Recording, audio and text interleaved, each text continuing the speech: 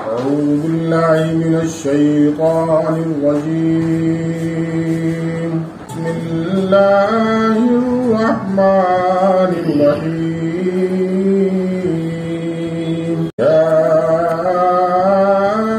أيها الذين آمنوا إذا جاءكم المؤمنات مهاجرات فامتحنوهن الله أعلم بإيمانهن فإن علمتموهن مؤمنات فلا ترجعوهن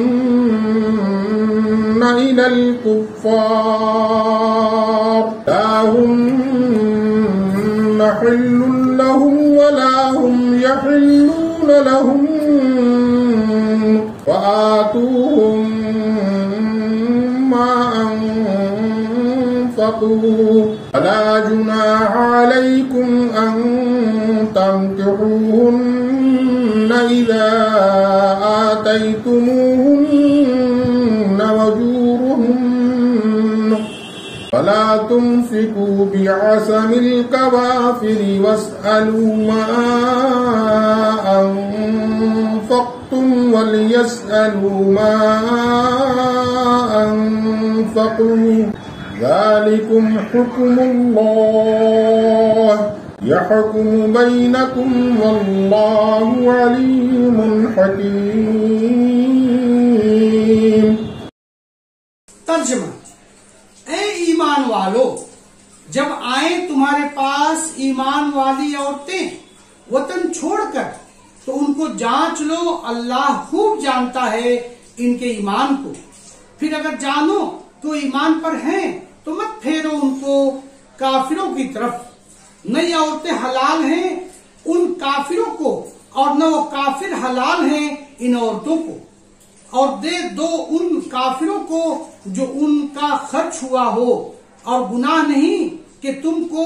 کہ نکاح کر لو ان عورتوں سے جب ان کو دو ان کے مہر،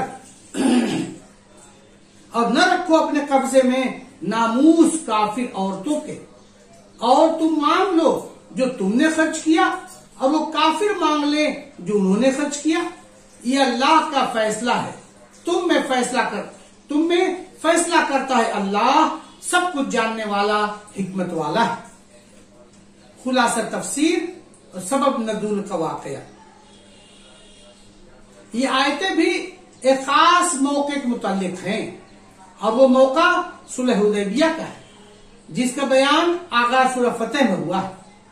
من جملہ ان شرطوں کے جو صلح نامے میں لکھی گئی تھی، ایک شرط یہ بھی تھی کہ جو شخص مسلمانوں میں سے کافروں کی طرف چلا جائے وہ واپس نہ دیا جائے گا، اور جو شخص کافروں میں سے مسلمانوں کی طرف چلا جائے وہ واپس دے دیا جائے. چنانچہ بعض مسلمان مرد آئے اور واپس کر دیے گئے. پھر بعض عورتیں مسلمان ہو کر آئیں، ان کے اقارب نے واپسی کی درخواست کی. اس پر یہ آیتیں حدیبیہ میں نازل ہوئیں جس میں عورتوں کو واپس کرنے کی ممانعت کی گئی. بس عموم مضمون صلح نامے کا اس سے مخصوص و منسوخ ہو گیا، اور ایسی عورتوں کے باب میں کچھ خاص احکام مقرر کیے گئے، اور ان کے ساتھ کچھ احکام ایسی عورتوں کے باب میں مقرر ہوئے جو پہلے مسلمانوں کے نکاح میں تھیں مگر اسلام نہ لائیں اور مکے ہی میں رہ گئی. اور چونکہ مدار ان کا احکام کا ان عورتوں کا مسلمان ہونا ہے، اس لیے طریق امتحان بھی بتلایا گیا. پس بخطاب عام ارشاد فرماتے ہیں کہ اے ایمان والو، جب تمہارے پاس مسلمان عورتیں یعنی دارالحرب سے ہجرت کر کے آئیں تو ان میں ان کے مسلمان ہونے کے امتحان کر لیا کرو، اور اس امتحان میں ظاہری امتحان پر اکتفا کیا کرو، کیونکہ ان کے حقیقی ایمان کو تو اللہ ہی خوب جانتا ہے، تم کو تحقیق ہو ہی نہیں سکتا. بس اگر ان کو اس امتحان کی روح سے مسلمان سمجھو تو ان کو کفار کی طرف واپس مت کرو، کیونکہ نہ تو وہ عورتیں ان کافروں کے لیے حلال ہیں اور نہ وہ کافر ان عورتوں کے لیے حلال ہیں. کیونکہ مسلمان عورت کے نکاح کافر مرد سے متعلق نہیں رہتا. اور اس صورت میں ان کافروں نے جو کچھ مہر کے بابت ان عورتوں پر خرچ کیا ہوا ہو وہ ان کو ادا کر دو، اور تم کو ان عورتوں سے نکاح کرنے میں کچھ گناہ نہ ہوگا جبکہ تم ان کے مہر ان کو دے دو. اور اے مسلمانوں، تم کافر عورتوں کے تعلقات کو باقی مت رکھو، یعنی جو تمہاری بیویاں دارالحرب میں کفر کی حالت میں رہ گئیں، ان کا نکاح تم سے زائل ہو گیا، ان کے تعلقات کا کوئی اثر مت سمجھو. اس صورت میں جو کچھ تم نے ان عورتوں کو مہر میں خرچ کیا ہو ان کافروں سے مانگ لو، اسی طرح جو کچھ ان کافروں نے مہر کی بابت خرچ کیا ہو وہ تم سے مانگ لے، جیسا اوپر ارشاد ہوا آتوہم ما انفقوا. شاید یہ تقریر معنون باختلاف عنوان اس لیے ہو کہ تمہارے ذمے جو دوسروں کا حق ہو اس کو زیادہ موقع سمجھو. یہ جو کچھ کہا گیا اللہ کا حکم ہے، اس کا اتباع کرو، وہ تمہارے درمیان ایسا ہی مناسب فیصلہ کرتا ہے، اور اللہ بڑا علم و حکمت والا ہے، علم و حکمت کے مناسب احکام مقرر فرماتا ہے. مسائل و معارف. معاہدہ صلح حدیبیہ کی بعض شرائط کی تحقیق. سورہ فتح میں حدیبیہ کا واقعہ تفصیل سے آ چکا ہے، جس میں بالآخر قریش مکہ اور رسول اللہ صلی اللہ علیہ وسلم کے درمیان ایک معاہدہ صلح 10 سال کے لیے لکھا گیا. اس معاہدے کی بعض شرائط ایسی تھی جن میں دب کا صلح کرنے اور مسلمانوں کو بظاہر مغلوبیت محسوس ہوئی تھی. اسی لیے صحابہ کرام میں اس پر غم و غصے کا اظہار ہوا، مگر رسول اللہ صلی اللہ علیہ وسلم باشارات ربانی یہ محسوس فرما رہے تھے کہ اس وقت کی چند روزہ مغلوبیت بالآخر ہمیشہ کے لیے فتح مبین کا پیش خیمہ بننے والی، اس لیے قبول فرما لیا، اور پھر سب صحابہ کرام بھی مطمئن ہو گئے. اس صلح نامے کی ایک شرط یہ بھی تھی کہ اگر مکہ مکرمہ سے کوئی آدمی مدینہ جائے گا تو آپ صلی اللہ علیہ وسلم اس کو واپس کر دیں گے اگرچہ وہ مسلمان ہی ہو، اور اگر مدینہ طیبہ سے کوئی مکہ مکرمہ چلا جائے تو قریش مکہ اس کو واپس نہ کریں گے. اس معاہدے کے الفاظ عام تھے جس میں بظاہر ہر مرد و عورت دونوں داخل تھے، یعنی کوئی مسلمان مرد یا عورت جو بھی مکہ مکرمہ سے آدھا سفر کے پاس جائے اس کو آپ واپس کر دیں گے. جس وقت یہ معاہدہ مکمل ہو چکا اور ابھی رسول اللہ صلی اللہ علیہ وسلم مقام حدیبیہ میں تشریف فرما تھے، کئی ایسے واقعات پیش آئے جو مسلمانوں کے لیے بہت صبر آزما تھے، جن میں ایک واقعہ ابو جندل رضی اللہ کا ہے جن کو قریش مکہ نے قید میں ڈالا ہوا تھا. وہ کسی طرح ان کی قید سے چھوٹ کر رسول اللہ صلی اللہ علیہ وسلم کے پاس پہنچ گئے. صحابہ کرام میں ان کو دیکھ کر سخت تشویش پھیلی کہ معاہدے کی روح سے ان کو واپس کیا جانا چاہیے، اور ہم ایسے اپنے مظلوم بھائی کو پھر ظالموں کے ہاتھ میں دے دیں، یہ کیسے ممکن ہوگا. مگر رسول اللہ صلی اللہ علیہ وسلم معاہدے کی تحریر فرما چکے تھے اور اصول شریعت کی حفاظت اور ان پر پختگی کو ایک فرد کی وجہ سے نہیں چھوڑ سکتے تھے، اور اس کے ساتھ آپ صلی اللہ علیہ وسلم کی چشم بصیرت عنقریب ان سب مظلوموں کی فاتحانہ نجات کا بھی گویا مشاہدہ کر رہی تھی. طبعی رنج و تکلیف تو ابو جندل رضی اللہ کی واپسی میں آپ صلی اللہ علیہ وسلم کو بھی یقیناً ہوگی، مگر آپ صلی اللہ علیہ وسلم نے معاہدے کی پابندی کے بنا پر ان کو سمجھا بجھا کر رخصت کر دیا. اسی کے ساتھ ایک دوسرا واقعہ پیش آیا کہ سعیدہ بنت الحارث الاسلمیہ رضی اللہ جو مسلمان تھی مگر سیفی بن انصب کے نکاح میں تھی جو کافر تھا. بعض روایات میں اس کا نام مسافر المخزومی بتلایا گیا ہے. اس وقت تک مسلمانوں اور کفار کے رشتے مناکحت طرفین سے حرام نہیں ہوا تھا. یہ مسلمان عورت مکے سے بھاگ کر آپ صلی اللہ علیہ وسلم کی خدمت میں حاضر ہو گئی، ساتھ ہی ان کا شوہر حاضر ہوا اور رسول اللہ صلی اللہ علیہ وسلم نے مطالبہ کیا کہ میری عورت مجھے واپس کی جائے، کیونکہ آپ صلی اللہ علیہ وسلم نے یہ شرط قبول کر لی ہے اور ابھی تک اس معاہدے کی مہر بھی خشک نہیں ہوئی. इस वाक़े पर यह आयत मज़कूरा नाज़िल हुई, जिनमें दरअसल मुसलमानों और मुशरिकीन के दरमियान अक़्द मुनाकहत को हराम करार दिया गया। और इसके नतीजे में ये भी कि जो औरत मुसलमान, ख्वाह उसका मुसलमान होना पहले से मालूम हो, जैसे सईदा मज़कूरा थी, या बवक्त हिजरत इसका मुसलमान होना सही तौर से साबित हो जाए, वो अगर हिजरत करके हज़रत सल्लल्लाहु के पास पहुंच जाए, इसको कुफ्फार के कब्जे में वापस न दिया जाए, क्योंकि वो अपने काफिर शौहर के लिए हलाल नहीं रही। तफसीर कुर्तबी में ये वाकया हजरत इब्न अब्बास रज़ियल्लाहु के रिवायत से नकल किया गया है।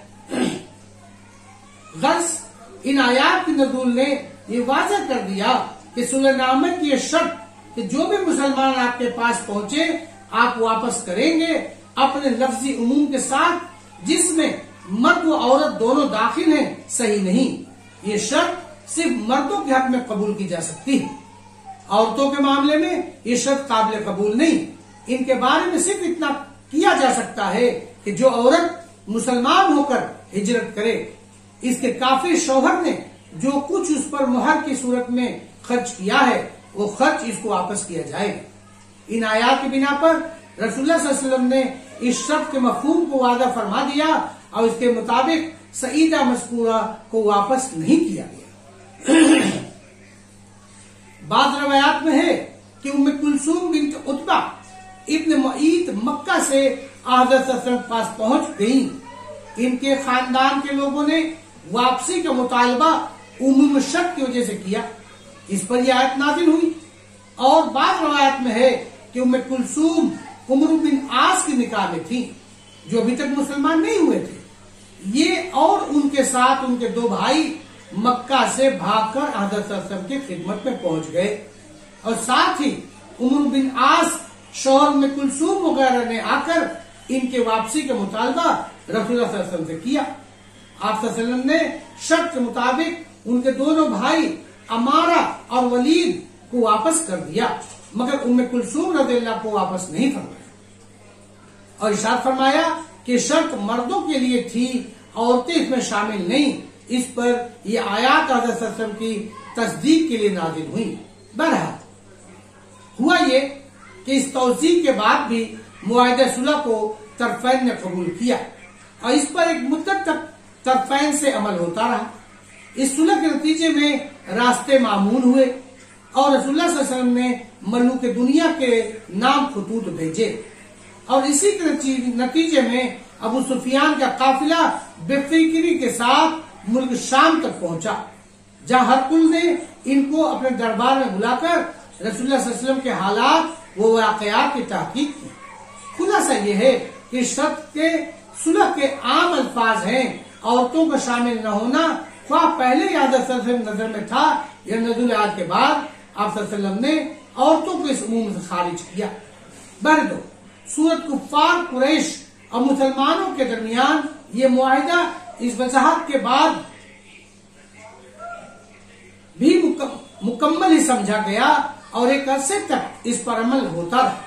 इसलिए इस शर्त की वजाहत को नुक्स अहद या नब्ज़ अहद में दाखिल नहीं किया जा सकता। वल्लाहु आलम। आगे आयात का मफहूम इनके अल्फाज के तहत देखिए, या अय्युहल्लज़ीना आमनू इज़ जाअकुल मुमिनात मुहाजिरात फम्तहनुहुन्नल्लाहु आलमु बिईमानिहिन। मुराद आयत ये है कि औरतों को शर्त सुलह से मुस्तस्ना होने की वजह से उनका मुसलमान और मोमिन होना है। मक्का से मदीना आने वाली औरतों में एहतमाल इसका भी था कि इनमें से कोई इस्लाम व ईमान की खातिर नहीं, बल्कि अपने शौहर से नाराजगी के सबब या मदीना के किसी शख्स से मोहब्बत के सबब या किसी दूसरी दुनियावी गर्ज से हिजरत करके आ गई हो। वो इंदिल्लाह इस शर्त से मुस्तस्ना नहीं, बल्कि इसको वापस करना शर्त सुलह के तहत जरूरी। इसलिए मुसलमानों को हुक्म दिया गया कि हिजरत करके आने वाली औरतों के ईमान के इम्तिहान। इसके साथ ही ये जुमला फरमाया अल्लाहु आलिम बिईमानिहिन, इसमें इशारा कर दिया कि हकीकी और असल ईमान का ताल्लुक तो इंसान के दिल से है, जिस पर अल्लाह के सिवा किसी को इत्ला नहीं। अलबत्ता آدمی کی زبانی اقرار اور قرآن سے ایمان کا اندازہ لگایا جا سکتا ہے، بس مسلمان اسی کے مامور و مکلف ہیں۔ حضرت ابن عباس رضی اللہ عنہ سے روایت ہے کہ ان کے امتحان کا طریقہ یہ تھا کہ مہاجر عورت سے حلف لیا جاتا تھا کہ وہ اپنے شوہر سے بغض و نفرت کی وجہ سے نہیں آئی، اور نہ مدینہ کے کسی آدمی کی محبت کی وجہ سے، اور نہ کسی دوسری دنیاوی غرض سے، بلکہ اس کا آنا خالص اللہ تعالی اور اس کے رسول صلی اللہ علیہ وسلم کی محبت اور رضا جوئی کے لیے ہے۔ جب یہ حلف کر لیتی تو رسول اللہ صلی اللہ علیہ وسلم اس کو مدینہ میں رہنے کی اجازت دیتے، اور اس کا مہر وغیرہ جو اس نے اپنے کافر شوہر سے وصول کیا تھا وہ اس کے شوہر کو واپس دیتے تھے۔ اور حضرت صدیقہ عائشہ رضی اللہ عنہا سے ترمذی میں روایت ہے، جس کی ترمذی نے حسن کہا ہے، آپ نے فرمایا کہ ان کے امتحان کی صورت وہ بیعت تھی جس کا ذکر آگے کی آیت میں تفصیل سے آیا ہے۔ اذ جاءکم المؤمنات یبایعنکم الآیات، گویا آنے والی مہاجر عورتوں کے امتحان کا طریقہ یہ تھا کہ وہ رسول اللہ صلی اللہ علیہ وسلم کے دست مبارک پر ان چیزوں کا عہد کرے جو اس بیعت کے بیان میں آگے آئی، اور یہ بھی کچھ بعید نہیں کہ ابتدائی طور پر پہلے وہ کلمات ان سے کہوائے جاتے ہوں جو بروایت ابن عباس رضی اللہ عنہ پر مذکور کیے گئے، اور اس کی تکمیل اس بیعت سے ہوتی ہو جس کا آگے ذکر ہے۔ واللہ اعلم۔ فَإِنْ عَلِمْتُمُوهُمْ مُؤْمِنَاتٍ فَلَا تَرْجِعُوهُنَّ إِلَى الْكُفَّارِ، یعنی جب بطرز مذکور ان مہاجرات کا ایمان کا امتحان لے کر تم ان کو مومن قرار دے دو تو پھر ان کو کفار کی طرف واپس کرنا جائز نہیں۔ لَهُنَّ حِلٌّ لَهُمْ وَلَا هُمْ يَحِلُّونَ لَهُنَّ، یعنی نہ عورتیں کافر مردوں پر حلال ہیں اور نہ کافر مرد ان کے لیے حلال ہو سکتے ہیں کہ ان سے دوبارہ نکاح کر سکیں۔ مسئلہ اس آیت میں یہ واضح کر دیا کہ عورت کسی کافر کے نکاح میں تھی اور پھر وہ مسلمان ہو گئی تو اس کافر سے اس کا نکاح خود بخود فسخ ہو گیا، یہ اس کے لیے اور اس کے لیے حرام ہو گئے۔ اور یہی وجہ عورتوں کو شرط صلح میں واپسی سے مستثنی کرنے کی ہے کہ اب وہ اس کے شوہر کافر کے لیے حلال نہیں رہے۔ وَآتُوهُمْ مَا اتَّقُونَ وَآتُوهُمْ مَا أَنفَقُوا، یعنی مہاجر مومنہ کے کافر شوہر نے اس کے نکاح میں جو مہر وغیرہ اس کو دیا ہے وہ سب اس کے شوہر کو واپس دیا جائے، کیونکہ شرط صلح سے مستثنی صرف عورتوں کو واپسی تھی جو بوجہ ان کے حرام ہونے کے نہیں ہو سکتی، مگر جو مال انہوں نے ان کو دیا ہے وہ حسب شرط واپس کر دینا چاہیے۔ اس مال کی واپسی کا خطاب مہاجر عورتوں کو نہیں کیا گیا کہ تم واپس کرو، بلکہ عام مسلمانوں کو حکم دیا گیا ہے کہ وہ واپس کریں، کیونکہ بہت ممکن بلکہ غالب یہ ہے کہ جو مال ان کے شوہر نے ان کو دیا تھا وہ ختم ہو چکا ہو، اب ان سے واپس دلانے کی صورت ہی نہیں ہو سکتی، اس لیے یہ فریضہ عام مسلمانوں کو ڈالا دیا گیا کہ معاہدہ صلح کو پورا کرنے کے لیے اس کی طرف سے کافر شوہروں کا مال واپس کر دیں، اگر بیت المال سے دیا جا سکتا ہے تو وہاں سے، ورنہ عام مسلمانوں کو کے چندے سے۔ وَلَا جُنَاحَ عَلَيْكُمْ أَن تَنكِحُوهُنَّ إِذْ آتَيْتُمُوهُنَّ أُجُورَهُنَّ، پچھلی آیت میں یہ واضح ہو چکا ہے کہ ہجرت کر کے آنے والی عورت کا نکاح اس کے کافر شوہر سے فسخ ہو چکا ہے اور یہ اس پر حرام ہو چکی ہے۔ اس آیت میں اس حکم کا تکملہ یہ ہے کہ اب مسلمان مرد سے اس کا نکاح ہو سکتا ہے، اگرچہ سابق شوہر کافر زندہ بھی ہو اور اس نے طلاق بھی نہیں دی، مگر شرعی حکم سے نکاح فسخ ہو چکا ہے، اس لیے دوسرے مرد سے اس کا نکاح حلال ہو گیا۔ کافر مرد کی بیوی مسلمان ہو جائے تو نکاح فسخ ہو جاتا، آیت مذکورہ سے معلوم ہو چکا، لیکن دوسرے کسی مسلمان مرد سے اس کا نکاح کس وقت جائز ہوگا اس کے متعلق امام اعظم ابو حنیفہ رحمۃ اللہ علیہ کے نزدیک اصل ضابطہ تو یہ ہے کہ جس کافر مرد کی عورت مسلمان ہو جائے تو حاکم اسلام اس کے شوہر کو بلا کر کہے کہ اگر تم بھی مسلمان ہو جاؤ تو نکاح برقرار رہے گا، ورنہ نکاح فسخ ہو جائے گا۔ اگر وہ اس پر بھی اسلام لانے سے انکار کرے تو اب ان دونوں میں فرقت کی تکمیل ہو گئی۔ اس وقت وہ کسی مسلمان مرد سے نکاح کر سکتی ہے، مگر یہ ظاہر ہے کہ حاکم اسلام کا شوہر کو حاضر کرنا وہی ہو سکتا ہے جہاں حکومت اسلام کی ہو۔ دارالکفر یا دارالحرب میں ایسا واقعہ پیش آئے تو شوہر سے اسلام کے لیے کہنے اور اس کے انکار کی صورت نہیں ہوگی جس سے دونوں میں تفریق کا فیصلہ کیا جا سکے۔ اس لیے اس صورت میں زوجین کے درمیان تفریق کی تکمیل اس وقت ہوگی جب یہ عورت ہجرت کر کے دارالاسلام میں آ جائے یا مسلمانوں کے لشکر میں آ جائے۔ دارالاسلام میں آنے کی صورت مذکورہ میں واقعات میں مدینہ طیبہ پہنچے کے بعد ہو سکتی ہے، اور لشکر اسلام حدیبیہ میں بھی موجود تھا۔ اس میں پہنچنے سے بھی اس کا تحقق ہو جاتا ہے، جس کو فقہا کی اصطلاح میں اختلاف دارین سے تعبیر کیا گیا ہے، یعنی جب کافر مرد اور اس کی بیوی مسلمان کے درمیان دارین کا فیصلہ ہو جائے، یعنی ایک دارالکفر میں ہے دوسرا دارالاسلام میں، تو یہ تفریق مکمل ہو کر عورت دوسرے سے نکاح کے لیے آزاد ہو جاتی ہے۔ اور اس آیت میں جو اذ آتیتموہن اجورہن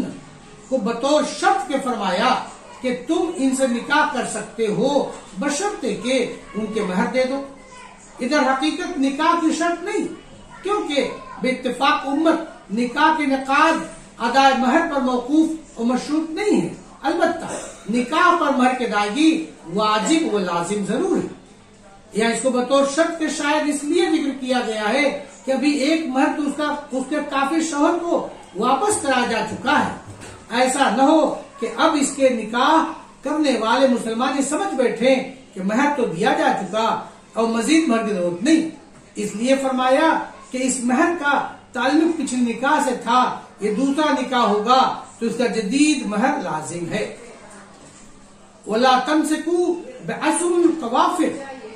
اس میں عصمت کی جمع ہے جس کے اصلی معنی حفاظت اور استحکام کے ہیں،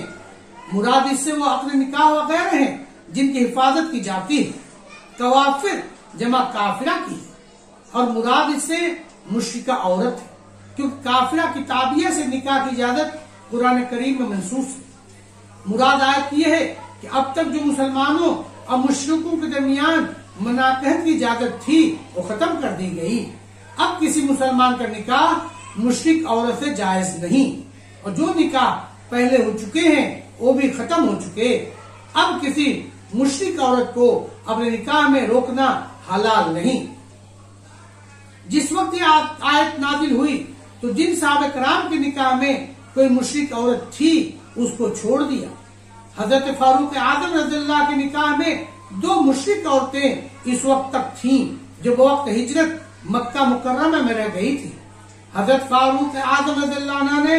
یہ آیت نازل ہونے کے بعد دونوں کا طلاق دے دی،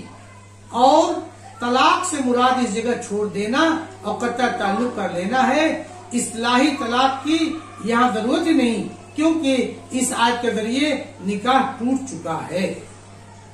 وَاسْأَلُوا مَا أَنفَقْتُمْ وَلْيَسْأَلُوا مَا أَنفَقُوا، یعنی جب معاملہ یہ ٹھہرا کہ جو عورت مسلمان ہو کر ہجرت کر کے مدینہ طیبہ آ جائے تو وہ واپس مکہ نہ بھیجی جائے، البتہ اس کے شوہر نے جو مہر وغیرہ اس کو دیا ہے وہ اس کے شوہر کو واپس دیا جائے۔ اسی طرح اگر کوئی مسلمان عورت خدا نخواستہ مرتد ہو کر مکہ معظمہ چلی جائے یا پہلے سے ہی کافر ہو مسلمان شوہر قبضے سے نکل جائے، خلاصہ تفسیر میں اسی صورت کو شاید اس لیے اختیار کیا گیا ہے کہ ایسا کوئی واقعہ پیش ہی نہیں آیا کہ کوئی مسلمان عورت مرتد ہو کر مکہ چلی گئی ہو اور پھر وہی کافر ہو کر رہ گئی ہو۔ ہاں، ایسے واقعات پیش آئے کہ جو پہلے ہی سے کافر تھیں وہ اپنے شوہر کے قبضے سے نکل کر مکے میں ہی رہیں، कुफ्फार मक्का इसको वापस नहीं करेंगे, मगर उसके मुसलमान शोहर ने जो महर वगैरह उसको दिया है उसकी वापसी कुफ्फार मक्का के जिम्मे होगी। इसलिए इन मामलात का तस्फिया बाहमी हिसाब फहमी से कर लिया जाए।